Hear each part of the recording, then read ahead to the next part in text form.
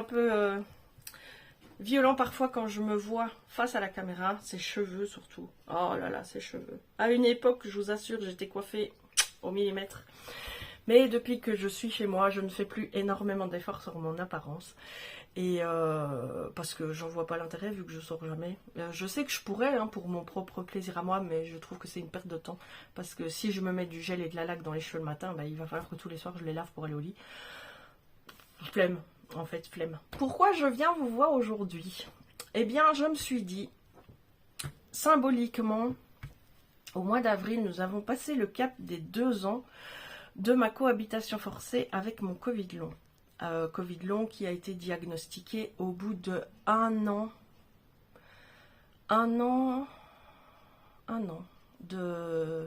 d'errance médicale sur ce qui m'arrivait, avec évidemment le lot de jugement et de sarcasme qui en découle.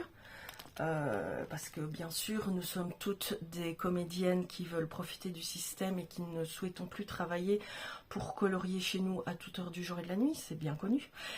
Et j'ai trouvé le filon avec ce Covid long qui n'existe pas. Voilà, ça vous donne un petit peu le ton de ce que je vis depuis ces 2 dernières années. Et là, je me disais, pourquoi pas, parce que je sais que j'en parle de manière récurrente dans quasiment toutes mes vidéos, de ma maladie, je prononce ce nom assez régulièrement, de mes problèmes de mémoire, de mes problèmes de concentration. Et je n'ai, à part une vidéo il y a quelques temps où j'ai un peu parlé de moi, je n'ai jamais vraiment évoqué le sujet de manière frontale et directe avec vous. Alors, c'est pas du tout pour faire du voyeurisme, ni pour m'attirer la sympathie des gens, parce que j'en ai pas besoin. Je suis hyper bien entourée par ma famille, par l'équipe médicale qui me suit, enfin l'équipe thérapeutique plutôt, parce que les médecins par contre j'aurais beaucoup de choses à dire. J'ai des amis en or qui me soutiennent et qui sont là pour moi n'importe quand. J'ai des enfants magnifiques qui me soutiennent également, et mon mari est mon premier défenseur et mon premier rempart face à tout ça. Donc j'ai vraiment pas besoin de susciter la compassion ou même la pitié. Franchement, je vous assure, c'est vraiment pour faire un partage d'expérience, parce que si ça se trouve, vous êtes dans le cas et vous ne le savez pas. Je souffre donc de Covid long, une maladie très mystérieuse qui n'est pas encore connue, bien que reconnue par la mutuelle. J'ai un statut INAMI pour en Belgique, ce qui s'appelle INAMI. J'ai bien un statut de malade Covid long. Donc il y a bien eu quelque chose qui a été mis en place. Malheureusement, pour l'instant, cette maladie n'est qu'à l'étude de ses effets, qui sont complètement aléatoires d'une personne à l'autre. Et donc vous imaginez bien la difficulté pour les médecins de trouver une thérapie générale pour soigner les gens. Pourquoi je fais cette vidéo au bout de 2 ans? Parce qu'on m'a beaucoup seriné que les symptômes de fatigue chronique disparaissaient normalement spontanément au bout de 2 ans. Et comme ce facteur fait partie des symptômes nombreux et variés du Covid long que je subis, eh bien on m'a longtemps dit que dans 2 ans j'allais guérir. Nous sommes arrivés à l'aube de ces 2 ans et bizarrement, je me suis levée le matin du 24 avec toujours les mêmes symptômes, les mêmes difficultés à affronter chaque journée, sans que rien ne se soit estompé. Durant ces 2 ans, dont un peu plus d'1 an d'errance médicale, j'ai subi un nombre de tests impressionnant, un nombre de jugements de valeur tout aussi impressionnant, et un nombre de contrôles médicaux qui va avec, pour essayer de prouver que soit ce que je disais n'existait pas, soit que c'était des facteurs psychologiques de dépression aggravés, ou encore que j'étais purement et simplement une fabulatrice. Il se fait que je suis tombée sur un médecin qui est devenu spécialiste Covid long et qui, au vu de mes symptômes, m'a catégorisé Covid long.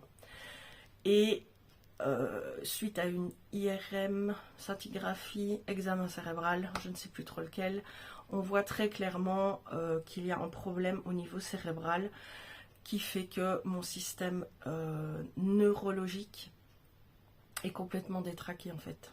Donc ça se traduit par quoi? Des problèmes d'équilibre, des problèmes de perception, évidemment de la fatigue chronique, des douleurs diffuses plus ou moins intenses, Il y en a énormément des symptômes. Mes 5 sens sont complètement dysfonctionnels. Donc que ce soit la température, je ne sais plus m'autoréguler. Donc ça veut dire que si je prends une douche trop chaude, je risque de faire de la fièvre en sortant de ma douche. C'est véridique, hein, parce que mon corps n'arrive plus à s'autoréguler tout seul. Donc je dois faire attention à ça. Dysfonctionnement cutané, donc ça veut dire que cette même douche, toujours quand je vais rentrer dedans, l'eau chaude sur ma peau va avoir un effet hyper douloureux, et alors se frotter pour se laver, c'est comme si je frottais mes bras sur mon crépi extérieur, vous voyez. Il faut bien se laver, donc on le fait, et en sortant de la douche, après le séchage, très souvent, qu'est-ce que j'ai ? Une crise de démangeaison aiguë sur toute la peau parce qu'elle a été beaucoup trop sollicitée et qu'elle n'en peut plus. Et donc je dois attendre que ça passe. Voilà, ça c'est les petits côtés marrants, entre guillemets, de cette compagne de maladie qui me suit depuis 2 ans. Mais nous avons également des troubles digestifs impressionnants, des dysfonctionnements au niveau goût et odorat. Donc un chocolat le lundi n'aura pas du tout le même goût le mardi ou le mercredi. Des odeurs, évidemment pas de rose, hein, des odeurs olfactives très désagréables qui sont perçues par mon cerveau mais qui n'existent pas. Des acouphènes aussi également, enfin bref, les 5 sens sont complètement dysfonctionnels. Si vous voulez, l'organisme en lui-même, quand il subit un effort modéré, va estimer qu'il a subi un effort excessif, et donc je vais avoir les courbatures, les tensions musculaires, les crampes et tout qui vont aller avec, alors que je n'ai fait qu'un effort modéré.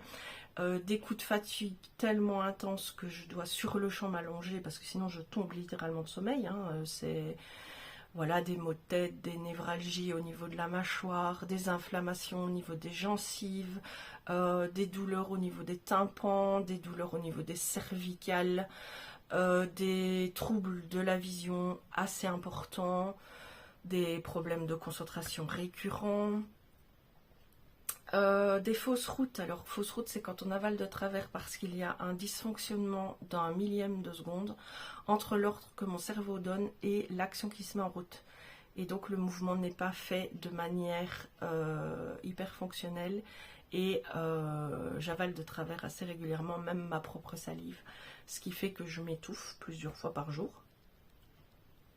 Il faut faire avec, être très prudente, apprendre à gérer, même si je vous assure que ça fait peur, mais il faut apprendre à gérer sa respiration, à reprendre son souffle, ce genre de choses. Mon mari, ça lui fait toujours très très peur quand ça m'arrive. Évidemment, problème de psychomotricité fine. Malgré que je fais du coloriage, eh bien, je ne sais pas toujours tout faire en coloriage ou en loisir créatif parce qu'il faut que je fasse en fonction de ce que mes mains veulent bien faire. Une lenteur exacerbée dans toutes les choses du quotidien parce que la réflexion est très lente pour faire les choses correctement. Donc tout prend du temps, tout. M'habiller prend du temps, cuisiner prend du temps, organiser les choses prend du temps, réfléchir à faire le souper, tout, ma lessive, enfin toutes les choses du quotidien prennent du temps parce que dans mon cerveau je prends beaucoup plus de temps pour organiser et réfléchir sur les choses. Ma diction peut être impactée, même pas ma diction, mais ma locution plutôt, trouver mes mots, chercher. Si je ne suis pas hyper focus, hyper concentrée sur ce que je fais, je vais complètement dévier du sujet. Tout ça m'empêche de prendre la voiture parce que j'ai des gros problèmes au niveau de la perception, vu que je n'ai plus le ratio espace. Je n'arrive plus du tout à gérer les distances, et en plus quand je suis dans une voiture en mouvement rapide, c'est comme si vous me mettiez dans une autotamponneuse qui va très vite si vous voulez, et que tous les éléments de l'environnement viennent sur moi de manière erratique. Donc quand je suis en voiture, vous imaginez bien l'effet que ça fait. C'est terrifiant déjà, c'est vraiment terrifiant parce que j'ai l'impression que les voitures qui sont à la droite de notre voiture vont foncer sur moi, vu que je n'ai plus la distance de sécurité, enfin la distance de cours. J'ai l'impression que quand on est derrière une voiture, on va presque lui foncer dedans, que les arbres vont tomber sur la voiture. Enfin, vous voyez un petit peu l'effet que mon cerveau crée quand je suis en voiture, donc forcément, tout ça entraîne de l'anxiété, parce que les problèmes, par exemple, j'ai des problèmes digestifs importants, donc ça aussi, si je dois jamais partir de la maison, ça entraîne des problèmes d'anxiété importants, voir comment mon corps va se comporter quand je suis à l'extérieur. Les problèmes d'équilibre, peur de tomber, évidemment. Depuis 2 ans, je marche avec une canne. En plus, maintenant, j'ai développé de l'arthrose dans un genou très très fortement et ça commence dans l'autre, donc la marche est difficile. En plus de ça, je peux avoir des pertes momentanées de tonus musculaire, donc mes jambes n'ont plus du tout de force et je fais des spasmes. Surtout au niveau des membres supérieurs et inférieurs, et là je vais avoir une démarche d'une personne qui a bu, quoi. C'est tout à fait ça, parce que mes jambes vont dans tous les sens, mes pas ne sont pas sûrs, et donc tout ça, les fausses routes, tout ça génère de l'anxiété à grande échelle, parce que ça fait peur en fait, toutes ces choses-là.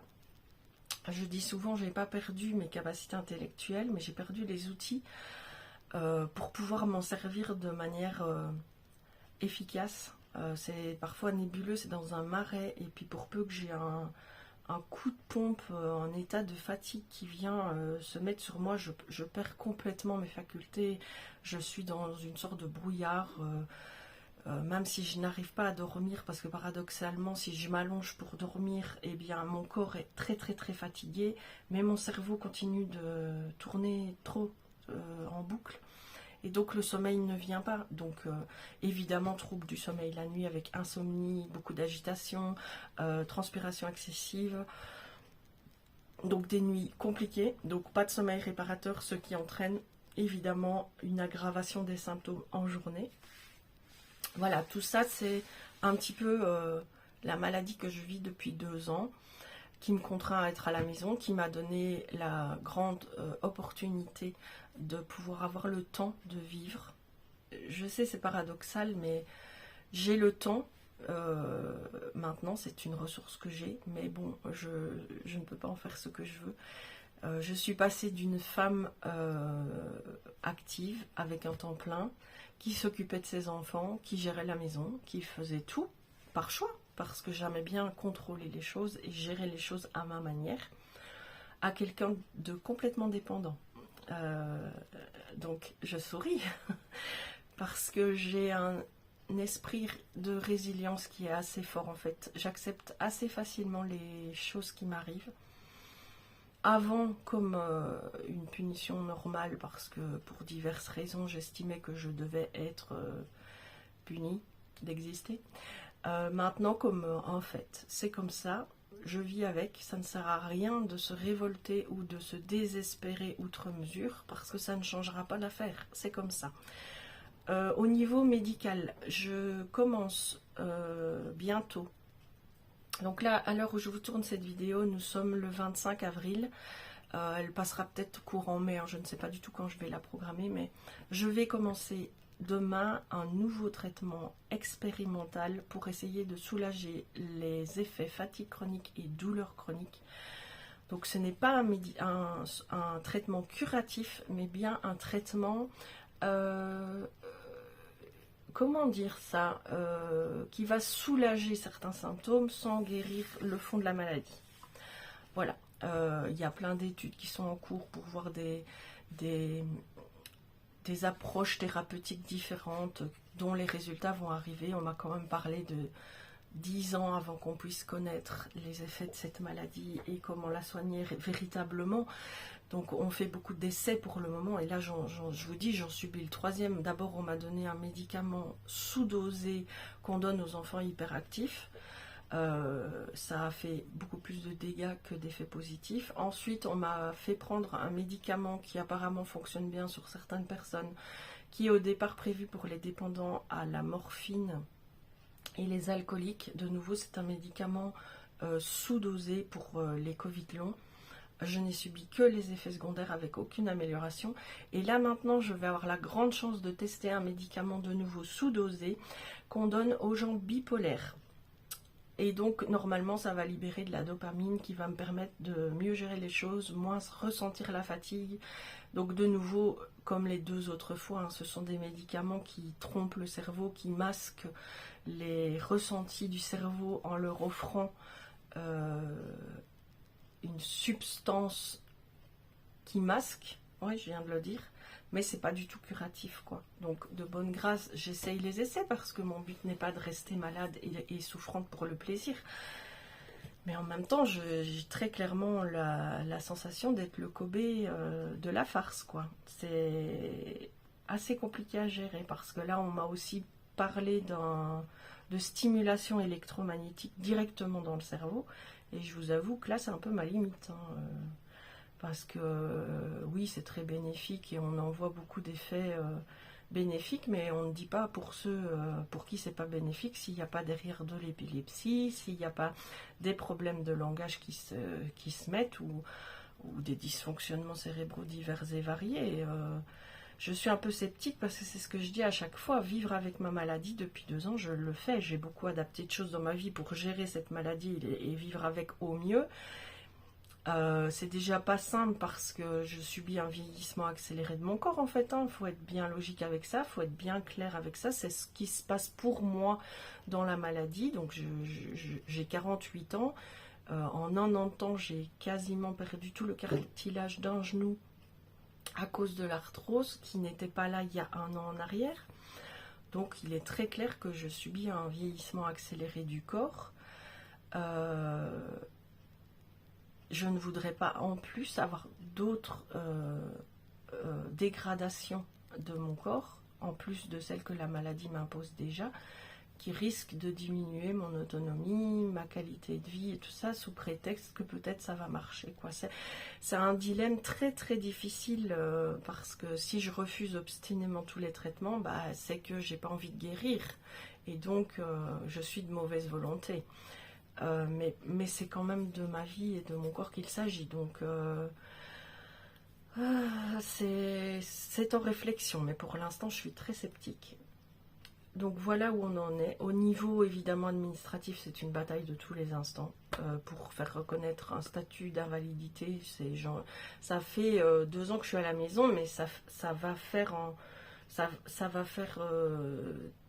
2 ans et 8 mois que je suis malade. Oui, voilà, c'est ça. J'ai beaucoup de mal à me repérer dans le temps, mais oui, c'est ça. Je suis malade depuis avril 2022 et je suis en arrêt maladie depuis septembre 2022. Voilà, c'est ça. Et donc, pourquoi je vous dis ça? Pourquoi je vous dis ça? Je devrais peut-être retourner en arrière, mais je ne peux pas vu que je filme. Bref, depuis avril 2020, ah oui voilà, c'était pour le problème administratif. Bah, depuis tout ce temps-là, tout ce qui est administratif, c'est assez compliqué pour se faire reconnaître. Je ne suis toujours pas reconnue invalide à l'heure actuelle parce qu'ils estiment que je peux encore guérir. Mais combien de temps va-t-on me laisser suspendue à un clou avec la bonne volonté de mon médecin traitant qui me fait des certificats médicaux qui se suivent jusqu'à ce qu'on décide que oui, effectivement, on a fait tout ce qu'il fallait, votre état ne s'améliore pas et qu'on me permette un peu de pouvoir me projeter, si vous voulez, dans un avenir. Parce que, évidemment, je ne suis pas millionnaire, je ne roule pas sur l'or et j'ai besoin d'une reconnaissance de statut pour garder une certaine qualité de vie aussi, même si j'ai bien conscience que ce ne sera pas au même niveau que le salaire que je gagnais en travaillant à temps plein avant. Mais il y a quand même des suivis médicaux à faire, et puis il faut manger, et à notre époque, un seul salaire, ça devient compliqué, il y a la maison à rembourser, et c'est pas parce que je suis malade que je dois être quelque part punie. Entre guillemets, je ne veux pas profiter du système, ça n'a rien à voir avec ça, et malheureusement à notre époque c'est souvent comme ça que c'est perçu, mais j'estime que je n'ai pas fait exprès de tomber malade. En plus mon premier Covid je l'ai eu sur mon lieu de travail.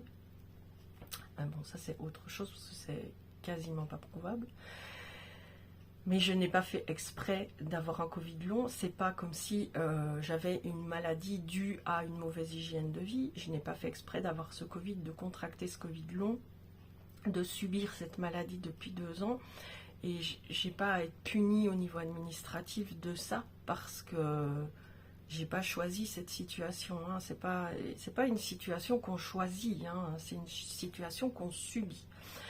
Donc ben voilà où on en est maintenant, toujours en suivi de dossier administratif pas abouti, toujours en essai thérapeutique mais pas abouti, aucune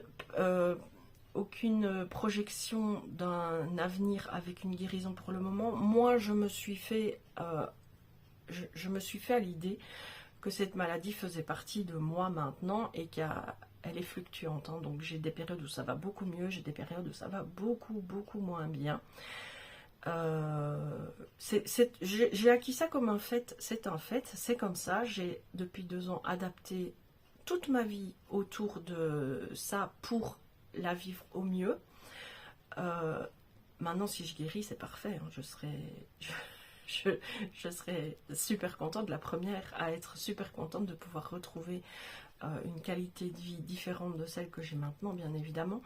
Et surtout aussi pour mes proches qui, eux, ont beaucoup plus de mal à se faire à l'idée que cet état est un état permanent.